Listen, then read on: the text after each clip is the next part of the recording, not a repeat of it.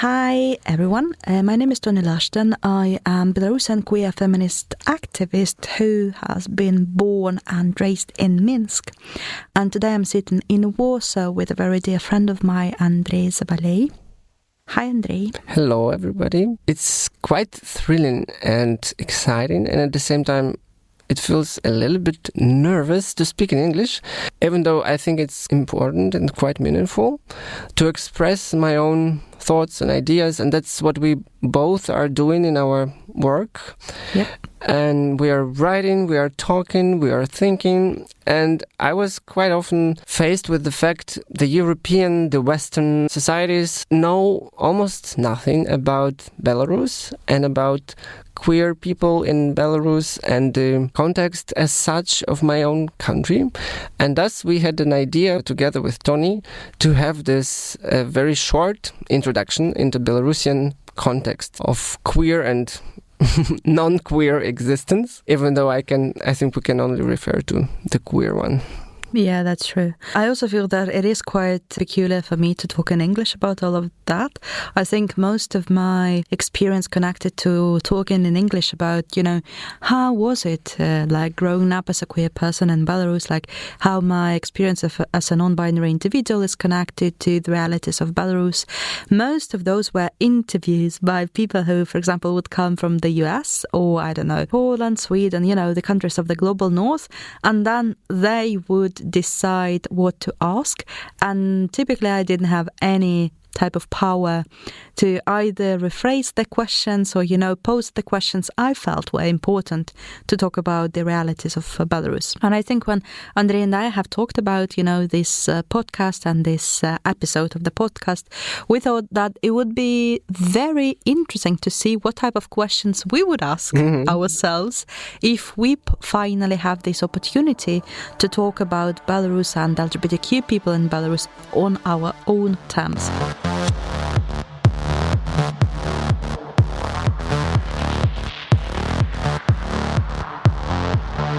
The most problematic part is to explain yourself to the interviewer. There is a huge background information which is not clear for even professional journalists in the West, so to speak. And at the same time, I felt quite often ashamed for this very uncomfortable situation of there is a need to express yourself and there is a frame being produced for you, and in this very frame you are either a victim or a hero, or I don't know, both. Yeah, or both.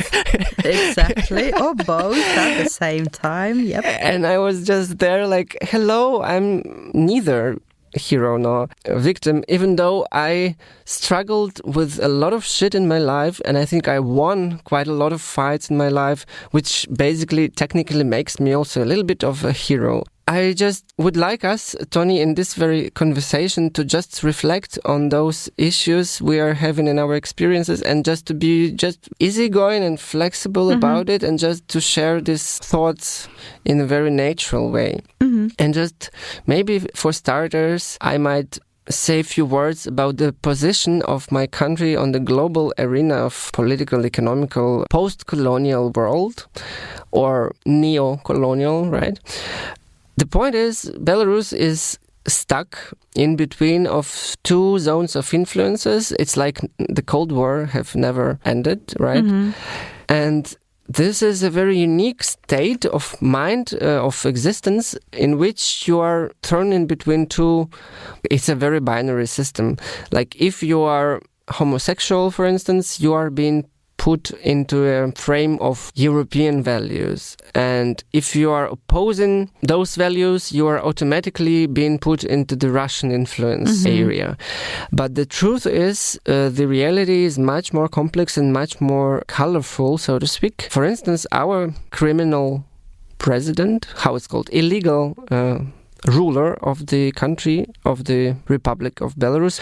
Just recently, he gave a press conference, many millions of press conferences he's given. He likes to speak so much, and then a lot of even independent media give him a lot of coverage for his stupid ideas. But he did actually really something smart just a few weeks ago, answering the question about the necessity of prohibiting homosexual propaganda in Belarus, besides of other stupid things that he said. He did a very smart move by admitting the fact there actually are a lot of homosexual people in the administration, his own administration, his own structures and system he created, and his followers. And he also referred to those gay, mostly men. So at first he said it's disgusting and it's terrible and it's beyond his own values and so on and so forth. And then he said, I looked through all the dossiers, all the information about these specific employees, and I was shocked to find out all of them are brilliant employees. All of them are just very, very loyal and productive and effective. And he even said that, I wish all the heterosexual men would work like this. So this very example for me is astonishing in this regard, like how can be obviously homophobic totalitarian leader, a criminal, be as smart as to provide to the homosexual citizens of the country a very clear paternalistic proposal. If you are loyal, I will not put any pressure on you. You are a valuable part of the system. Just behave nicely, like don't try to make this propaganda, blah, blah, blah, and you will have a decent life. Isn't it smart? I'm like, oh, wow. Yeah, but I think if we have a little bit deep reflections on, why that was done and how this now will be used by this man in power who are surrounding him, I think more or less this is like a trick when he says some of you are homosexuals and now you can start, point fingers to each other. Who is a homosexual? And then I think the risk of being outed now is so high, it's basically saying to people, the second you think about being unloyal to the so-called president, you will be outed. And then your whole career and your whole life and the information about your sexuality, all of that will be leaked immediately. And we have seen what already happened to people who were forcefully outed in Belarus. They have been harassed, they have been prosecuted, they have penalized on so many occasions. It's really complex when you start thinking about, how issues of, for example, homosexuality or having a lesbian identity have been thought through in Belarus. So on the one hand, we have this very patriarchal, extremely conservative person in power who always approached issues of sexuality as gender as, non-important or something that is really of no interest to the state in the country.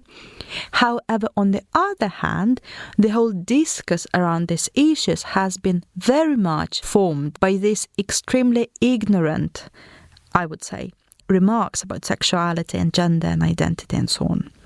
I typically say in the interview, so you have to understand that in Belarus you are not prosecuted because you are an LGBTQ people. It's only one of the vulnerabilities that you have, which will make your life much worse. Typically you would be prosecuted for your, active social stance on a variety of issues or political activism or civil rights activism. So things that are more connected with shackling the status quo of Belarus. And then you potentially have the opportunity of being prosecuted as an LGBTQ individual. But that is never the first thing that is under the attack. And I think because of that, many people think, well, it's quite safe for LGBTQ people in Belarus. It's okay, it's fine. But then you have to understand that you constantly live in this context where you are only as safe as non-political you are. And the second you become more political, Like your whole life becomes under the threat. Yeah, and exactly. I was just trying to present a little bit of a contradictory and comprehensive system which has been produced in Belarus.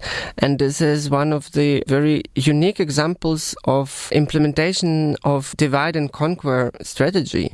I mean, the totalitarian anti-utopia you can imagine, following George Orwell, for instance, is actually happening, and it's happening for at least 27 years. Just to continue a little bit further about this dissonance between the reality and the policies of the state, exactly in Belarus there is no such a legal definition as gay propaganda, like in Russia, for instance. Putin introduced it exactly to create a boundary for himself of this like values that he's on the forefront of fights like for his whatever patriarchal values there. And in case of Belarus, there is no such a law. There is no legal grounds for prohibiting anything on the topic of homosexuality. And at the same time, they are using this influence of Russia as a legitimization of doing the practice. So there is no legal grounds, but the practice on the ground is actually the same. And exactly this divide and conquer proposal for paternalistic thinking is exactly creates a confusion. Like you can fit into the system if you are loyal, even if you are gay. But at the same time, if you are gay, we can use this information about you to out you and to make your life miserable. And it puts you into a constant search for the safe zone for yourself.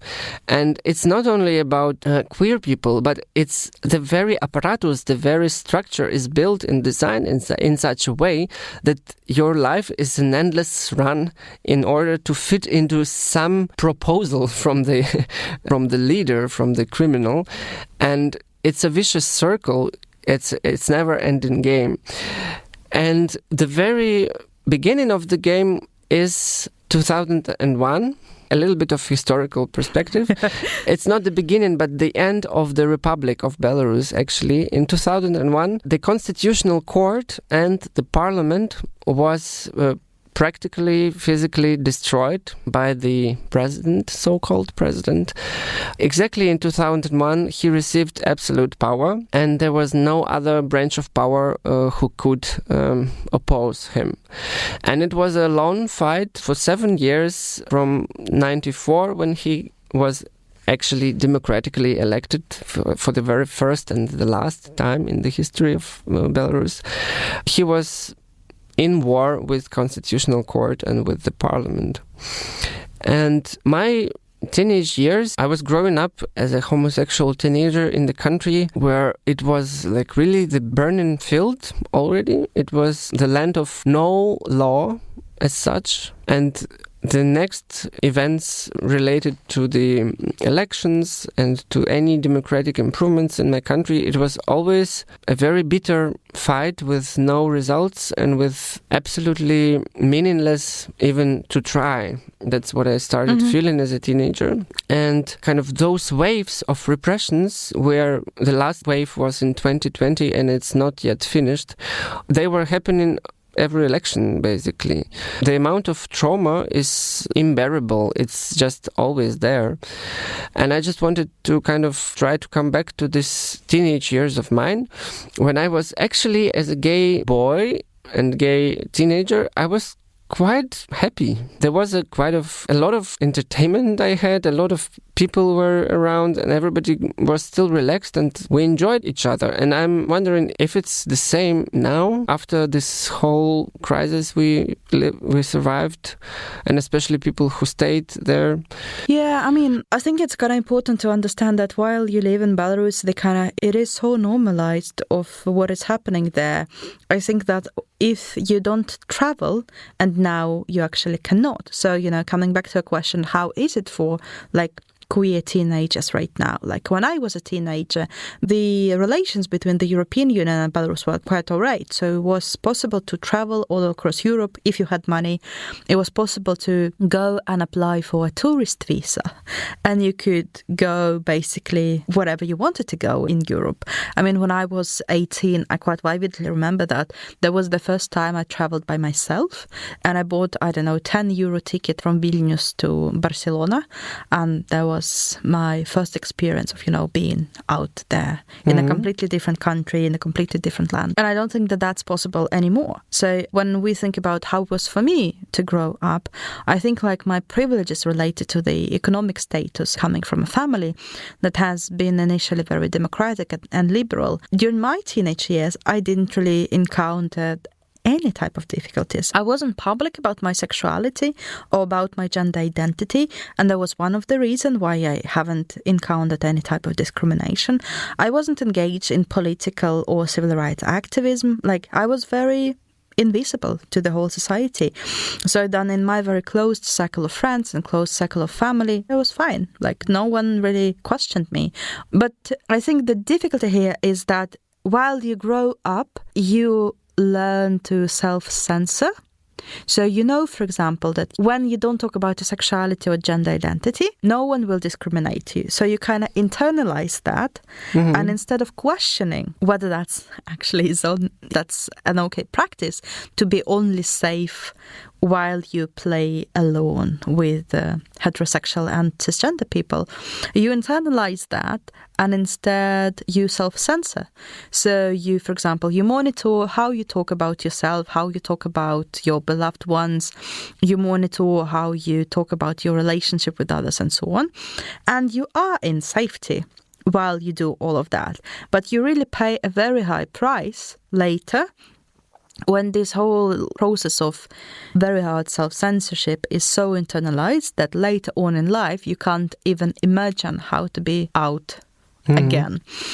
So, I think like it's important to kind of understand that, while for me, like when I was growing up, it was quite all right.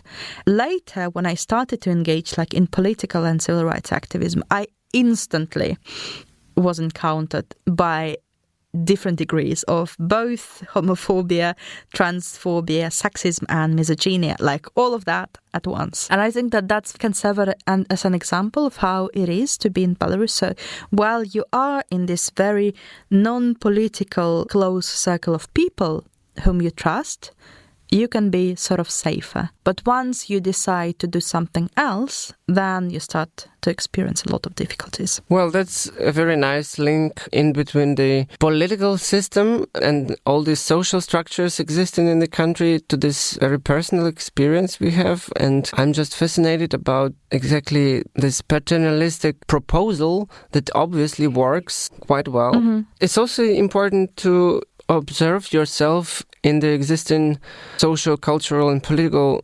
landscape. And I would also say that my generation is the result of the previous global disaster. For the West, the fall of the Berlin Wall became a symbol of freedom, became a symbol of reborn of all the values we were longing for so many years, and now it's there. And the fact that on the other side of the Berlin Wall, actually the progress was not yet achieved at all, but we were living in already globalized world. So we kind of inherited or inhaled or internalized the values related to the new world after the Cold War, but it never happened to us in practice. So the reality and the image was completely not fitting together. You are listening to a special English edition of Queerilka podcast, supported by LGBTQ-fundingcircle.org, a British grassroots initiative who is currently building a network of activists around the globe fighting for equality. You can visit their website to become a part of the circle, to make a donation, to become a volunteer, or to find out more about what they do.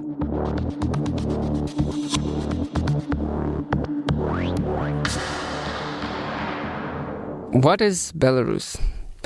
The country of nowhere, the country of someone who is struggling for freedom. we have a very specific perception in the Western gaze as fighters for democracy, for instance, and the nation of being as unlucky as to have a huge common border with Russia. Mm-hmm. What is then the difference between Russia and Belarus? What is the nature of this ideological conflict we are having? Why didn't we achieve democracy already? Why was it not possible before? Those questions are crucial for me to reflect on, and I would also say it's important for me to explain a little bit the historical and cultural development of this dependency on Russia and Russian domination in my country. It didn't come out of a sudden. It has been already 200 years of very strong pressure from the Russian Empire and the process of erasing everything which is not Russian enough, transforming everything which is Belarusian into look and sound more Russian-like. It's our invisible fight we are having in the frames of our identity and national identity as such. And I think it's just important to know that actually there was never such a country as Russia until the early 18th century. It was always called Moscovia. And there was another country with the name of Rus, and it was about Kiev, which is now Ukraine. And it was a very long ongoing fight. And so eventually Moscovia got more influence, got more power, also thanks to the close ties with Golden Horde. The point is, they needed to have the name of the older culture in order to prove that they have the rights to assimilate it, to expand their influence there. Using the name. What I find interesting is that Belarus, it's not the really authentic name. The name is artificially produced, or it became a result of multiple processes happening. And one of the processes was also when our territory was conquered by Russia, by Moscovia back then. It was important to call us with this element of Rus. For them, and as I also mentioned before, Rus was a very old name of Kievan Rus. So it's a very interesting synthesis in which kind of now Russian propaganda is using also this historical fakes which have been produced by Catherine the Great. They need to prove that they have the right on all the land around them, and that's also the reason why the full-scale invasion in Ukraine happened. And at the same time, the name of Rus is much more older and authentic than Russia itself. And it gives me a very interesting feeling of my identity is hybrid and flexible and fluid, talking about what Belarus is. And we are under pressure from imperialistic forces. And at the same time, I find this image romantic. So we are actually holding some authentic roots inside our identity. And at the same time, we are struggling with the oppression and with the empire who wants to just expand their influence. And this is something for me very special. I respect my roots. I would like to know more about my culture. And at the same time, I don't want to prove that I'm superior. And that's what I also like about Belarus. We actually never expanded our land in this very colonial terms. We never had colonies, right? We did during the Greatest Dutch of Lithuania. Well, but it was not colony. It was... No, specifically the colonies. We colonized. Zamoycie. Uh-huh. No, Zamoycie and Kiev was territories with autonomy. Well, I mean, the colonies do have some autonomy. Okay, we were not so cruel as colonizers. Okay.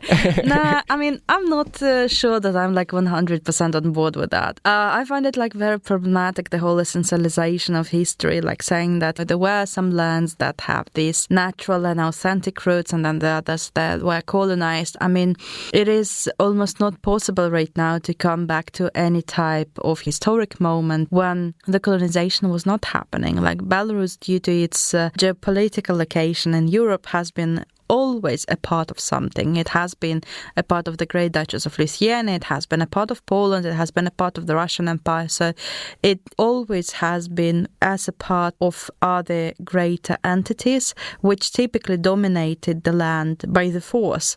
So I think like for me, it's very needed to recognize that Belarus is the result of these very different political and armed forces who have shaped, like in a very literal way, the territory of the country. So the lands that are supposed to be called Belarus, those were decided when the Soviet Union has fallen, and that is, for example, why Smolensk, which initially was a Belarusian city, was not included in Belarus, and now it's a part of Russia.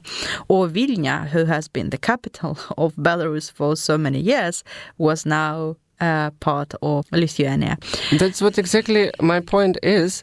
Typically, all the empires and all the nation states who pretend to inherit all this colonial power into their current territories, for instance, and the same is fair in regards to the Great Britain and to regards to Russia, to Germany. But in our case, exactly so many powers influenced the shaping of our also not only land, but also the mentality and the identity.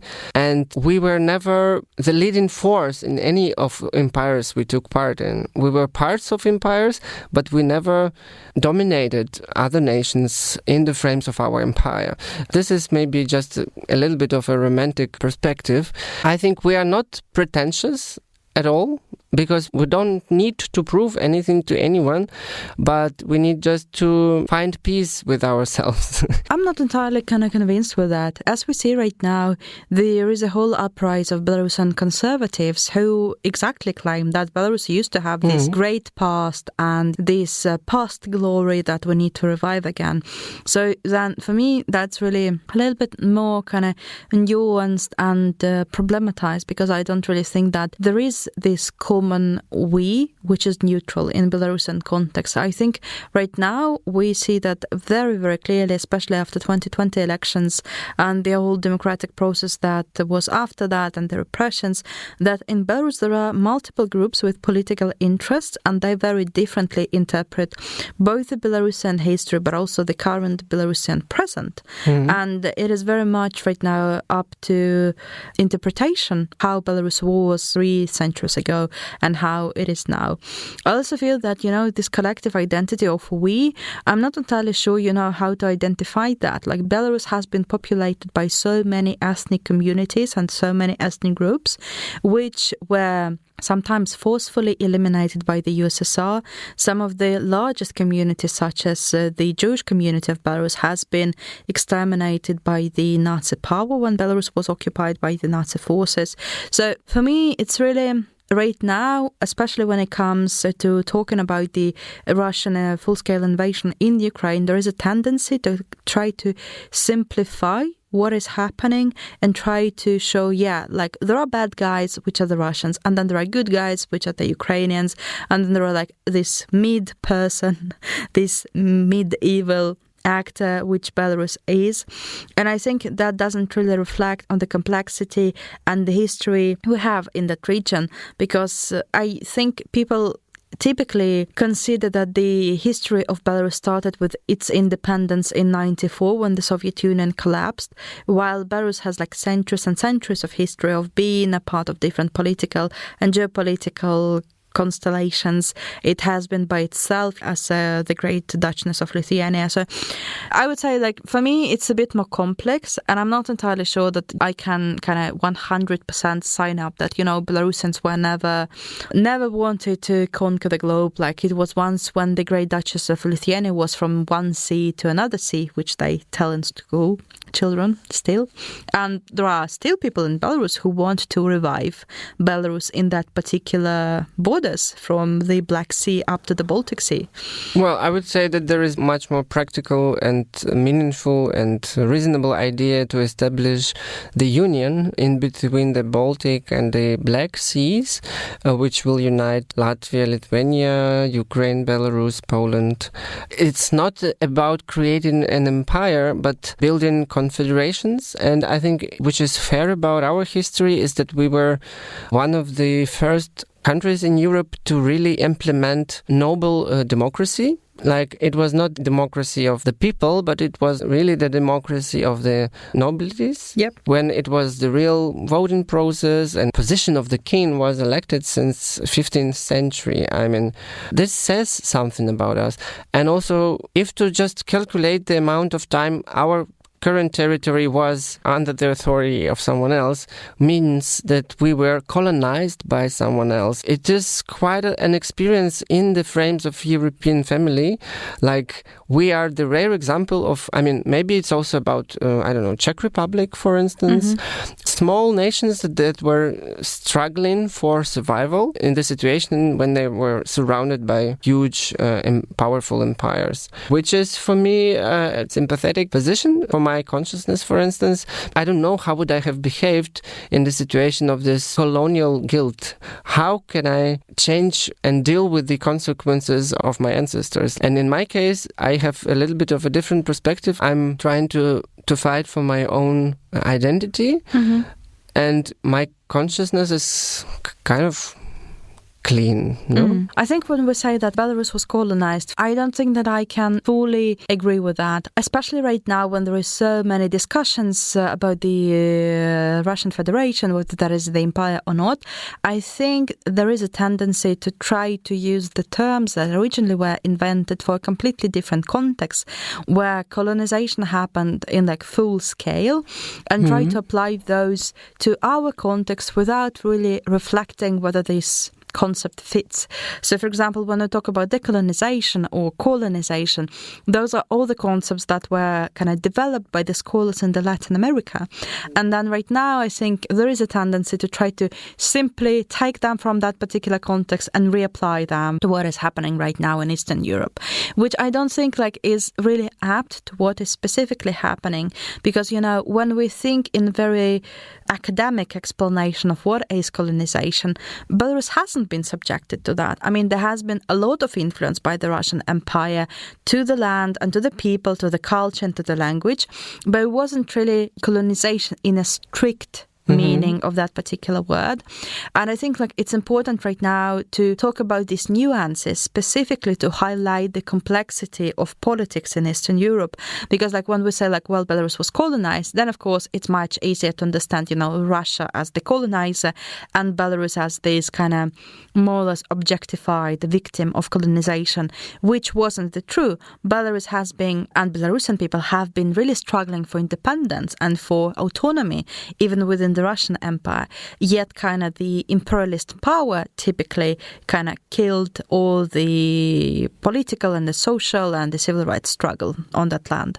So then, for me, when we talk about Belarus, I think it's important to recognize that Russia has always been somewhere as this great actor of influence on what is happening in Belarus. And that has been especially true since 1994, when Belarus became independent. We can very clearly say that Belarus is now politically, socially, culturally, economically is very dependent on Russia. And what is happening in Belarus is very much connected with whether the Russian state or the Russian so-called president are in agreement with the course of action that is happening in Belarus. And yet, to recognize that Belarus had autonomy in a lot of the decisions that were made, there was a struggle, and then it might not be the colonization what happened, but some other process for which I don't have a term. To be honest, I'm not getting the difference why actually you think Belarus had an autonomy in the frames of Russian Empire, because it was completely artificially introduced government. The whole governance was our nobilities were excluded out of it. It was only Russian dukes who were brought to our territory, and they were ruling. And we had so many uprisings, so many people died to try to get rid of this. Why wouldn't it be called colonization? In the 19th century, we were the very clearly colony of Russia. No, not really. No.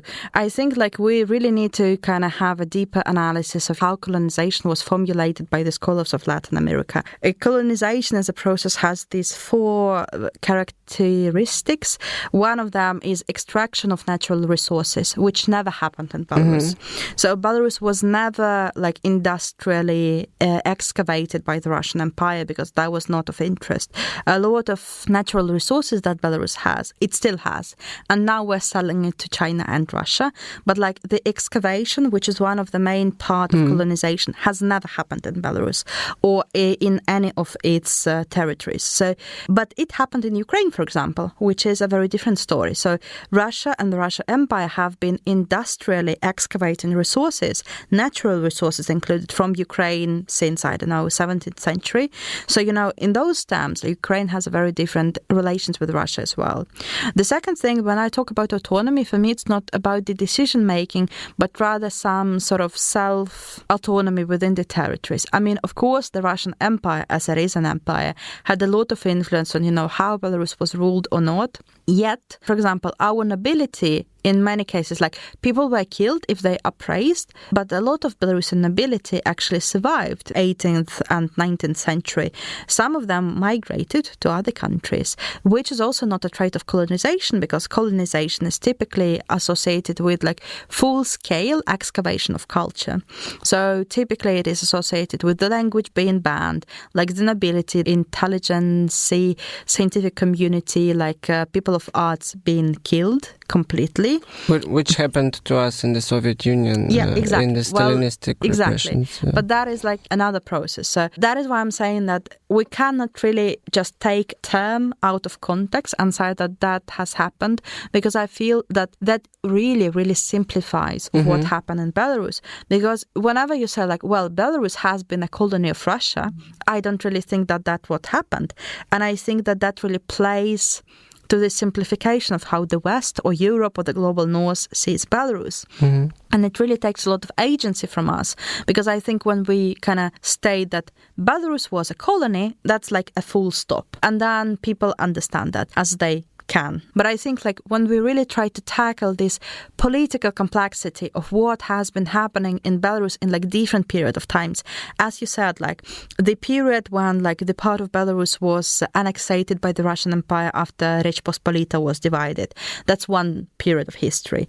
Then Belarus was occupied by the Soviet states, another period of history. Then like there was the Second World War, completely other thing, with a lot of national and /nationalistic processes happening in the country, a lot of struggles, a lot of fights for independence and so on. And then the whole political repressions by the USSR, a lot of different things. And I think whenever we say that it was simply a colony all of the time, I really think that we miss the complexity of what has been happening in the country.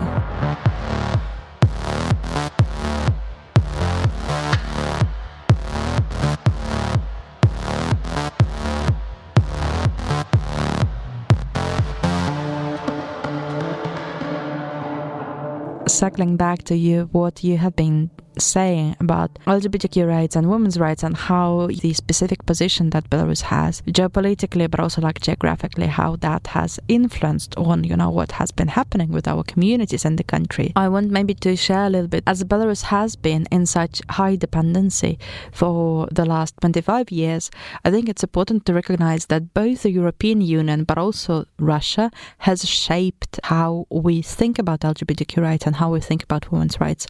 I mean, I still very vividly remember when I was younger and, Makeout did their first Meta Festival in Minsk. And that was, how long ago? It was 2015. Exactly, 2015. So then I feel back then it was absolutely okay. It was possible to organize a huge queer festival right in the city center, 1 kilometer away from the residency of the president. And then 2 years later, it was not possible to organize even, a self-support group all of a sudden, because, the elections were held and the new cycle of political repression started. So then I feel that we have to recognize that there were these smaller instances when both LGBTQ activists and women's rights activists in Belarus could do some parts of the work, but then the cycle of repression always repeated itself and the opportunity window always closed later on. And exactly, coming back to this paternalistic structure of the society, if you are fitting in, you might feel okay. And then if you want to step out of it, to go a little bit beyond this proposal, you are under threat. And so to speak, we have already 4 generations of LGBTQ activism in Belarus. And after 2020, it's vanished again and it's growing back. It's really like a biosphere. It's like a very complicated tropical garden. We are growing ourselves and then we are being washed away, and it's invisible. It's also invisible for the Western gaze in particular, because there is no such a frame how to refer to it. Exactly. Was it a colonization that Belarus went through, or is it something else? How do we describe this civil society struggle in this very complex environment? I think also it's an academical issue, how to determine it. And we are constantly put as individuals in this very reality of balancing on the edge of something. And this is a translocal experience. Like you are theoretically navigating yourself in the frames of the human rights concept in the country where there is no such a possibility as such, because there is no checks and balances, there is no democratical tools, there is no active citizenship participation tools. It's an authoritarian rule in the country, and how to survive. So we are sitting here and now, it's 2023. We are the survivors of the largest wave of repressions in our country since 100 years. Yep. I mean, I would easily compare what we experienced to Stalinistic repressions. The very level of terror, the very level of fear and devastation we are facing is pretty much the same. I think whenever we're talking about LGBTQ rights or women's rights in Belarus, there is, I would say, a general perception from the global north that the human rights in Belarus are in decline. There is a lot of repressions happening. There is no observation of the law in the country. And typically it is like the whole situation is extremely bad for people. While I think when we have a closer look at how specific individuals perceive their life in Belarus, I don't really think that everyone would instantly say like, well, it was always extremely bad. I think based on Andrei's and my experience, it is quite clear that there were different periods in the country. Sometimes things were possible, there were other periods where the repressions were growing, and now, as we're in exile, it's a clear indicator, that the last wave of repressions was extremely difficult, both on the civil society, but also specifically on LGBTQ organizers and women's rights organizers. So I wouldn't really say that, it is that simple to say like, oh, well, all LGBTQ people in Belarus, they suffered so much and they're victims of the repressions and so on. I really think that we have to take a step back from this kind of objectification of how the experiences of LGBTQ people in Belarus are framed, and understand the complexity of how, different powers influenced on how the discourse around gender diversity and sexual orientation was formulated in the country, how different people and different actors were operating in the country, and how we as activists grew up in a quite complex environment where on the one hand the European Union influenced a lot on how we perceived specific things, and then Russia had a lot to say on a variety of other things. If to come back to the reality of here and now, Belarusian queer community is being divided at least into two parts. And basically this is about your location. So both of us, me and Tony, are now in exile, and we have no opportunities to come back home even for a short visit. It's quite risky, and it will likely lead to some tension in between us and the system, and it will basically mean that we are stuck in prison for a while, as some of our colleagues and friends and people who were brave enough to just demand for the very basic right to have a vote and to be part of the democratic society. And for those of us who are still in Belarus, it's like a never-ending nightmare of anxiety. Even though we also mentioned this paternalistic offer, you can be any moment out of it, and you can be detained for something you have done 3 years ago. And we know that every day Belarusians are being detained for just taking part in the protest in 2020, because the authorities are still monitoring all the pictures, all the footage that was produced back then. And it also divides us dramatically, because even normally the queer community of Belarus was non-homogeneous, because part of the community was quite okay also with this situation. And then there were people like us who are not satisfied with the existing system, and we were articulating the need for change. There is a lot of isolation in the air, and I feel quite lonely. I'm now being based in Berlin, and what I can do is to help other people who live in the country to integrate into the new contexts. There is still a growing gap in between who is left and who is out of the country. And yeah, I feel quite miserable sometimes with this absence of meaning anymore, because what I was fighting for is the change inside the country, and now it's kind of not relevant anymore. It doesn't mean anything. And then it takes a lot of efforts just to force yourself to move forward, to continue doing at least something, and also struggling with the with the Belarusian agenda in the Western societies, like how to prove that we still exist, that our lives still also matter, and to push this agenda forward. It's getting harder and harder, I think. And I also feel like we are all trying to win some time until this disaster is over. And only then maybe we can try to reestablish something again. And I am preparing myself for this moment when I will be finally able to say, okay, we can continue now. Because when the huge catastrophe like the war is happening around, it feels like, yeah, you are very much disencouraged to focus on anything else but that. And of course, you feel a lot of inner struggles of prioritizing different issues. And then you are bringing your back to the very importance of the work you were doing and you should continue doing. Because for me, it was a crucial moment when in the frames of this full-scale invasion, the Russian leader started saying a lot about these family values they are having. And that's exactly, they are fighting to preserve their perspective of the traditional values. And it puts me exactly back to my role. Like, yes, I'm fighting against this evil, and I'm a soldier on this level of the war, which is the spiritual, ideological, cultural, the war of values in a way. At the same time, I'm quite a normal, small subject, a normal human being, with a very problematic, flexible, fluid identity. I mean, it's not problematic, it's just hard to be this subject because it's quite uneasy to identify yourself and to identify the direction you are moving towards. And at the same time, you also realize that actually exactly those small soldiers in this cultural war are playing a crucial role in it.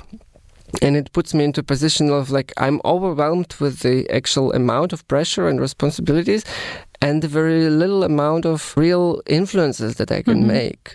And I think it's necessary to give yourself a lot of affirmations that, yeah, every single step you are doing is important, and to encourage others to make those small steps. Yeah, I mean, I'm still very much in connection with the community back in Belarus, and I have been working a lot with people who stay in the country. So then I feel that my position is actually a fortunate one, because like I can have access to the political spaces where I can be in like relatively safe mode of working in those spaces. I can meet with people and do things that potentially could be beneficial for Belarusians in country, while kind of having this really high privilege of not being arrested or not being prosecuted, living like a life. However, I feel like, as you said, I think that the pressure to do something for the sake of people who are still in the country is so high. It's really, really difficult to find yourself in any other role outside of this kind of resource for support for others. For me, it has been very difficult to kind of go back to feeling that I have my own priorities, I have my own ambitions, own ideas of what I want to do. It has been very much focused on others and what I can do for others, how I can help others, and so on.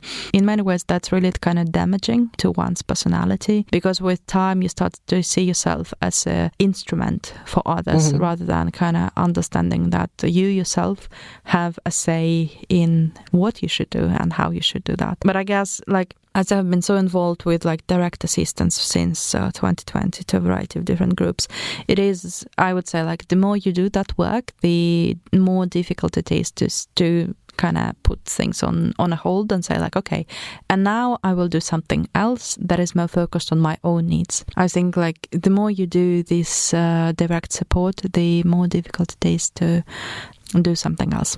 Yeah, and it feels also like there is a specific dissonance between the normal NGO work in the Western countries and the role of an activist in and from Belarus. It's like a little bit of a different quality of motivation as well. Like you work with someone who is directly affected. You are directly affected. And at the same time, the structures you are having is almost zero. Just, maybe important to mention that as the result of the 2020's protest movement in Belarus, more than 2,000 NGOs were liquidated, closed, withdrawn from the country, and with many, many people being detained for their civil work, just with no reason. I mean, there is no state of law in this country anymore. So it's mostly done through the enormous amount of enthusiasm and energy you contribute from your inner deepest sources, the last maybe sources you are having, and then it leads to the very clear burnout cases where there is nothing left and there is no more motivation and no more vision of the future. Yeah, and what would then be the solution? Exactly, bringing back to your own needs is definitely a strategy. The most important that you are okay. Whatever you do is relevant, even without clear idea of what is Belarusian identity is. And we have at the moment and since long time quite a discussion in the independent cultural sphere, like what is actually our national idea, what is actually our national identity. And I think our new challenge as Belarusians abroad is also to help shaping the image of us as unique subjects, even though it's not so easy to explain. And that's why I was stuck a little bit earlier in our conversation, like how exactly should I explain all the particularities, all the uniqueness of my background that I would be understood then.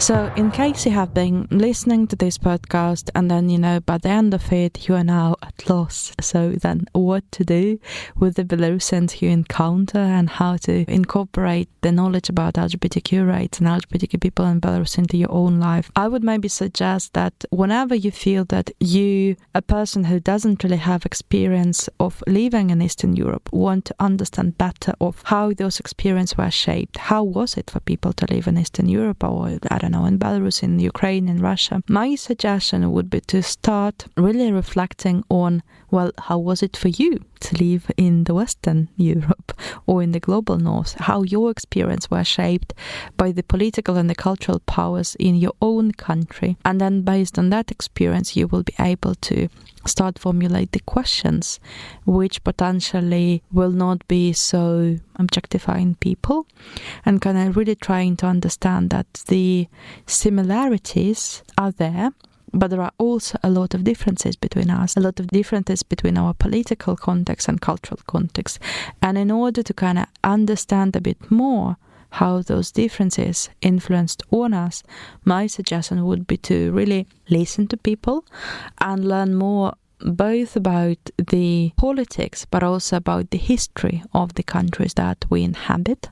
Because as Andrei and I have been talking this whole time, this is like really a very complex historic process of how a variety of different things that were happening influenced our life back at home.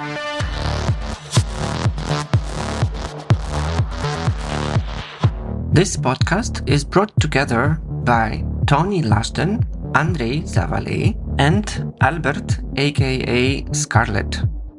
Please feel free to contact us. We are excited to receive your feedback. Stay tuned, listen to other episodes of our podcast, tell your friends about us, and we wish you the very best pederesque, queerish, faggotish day.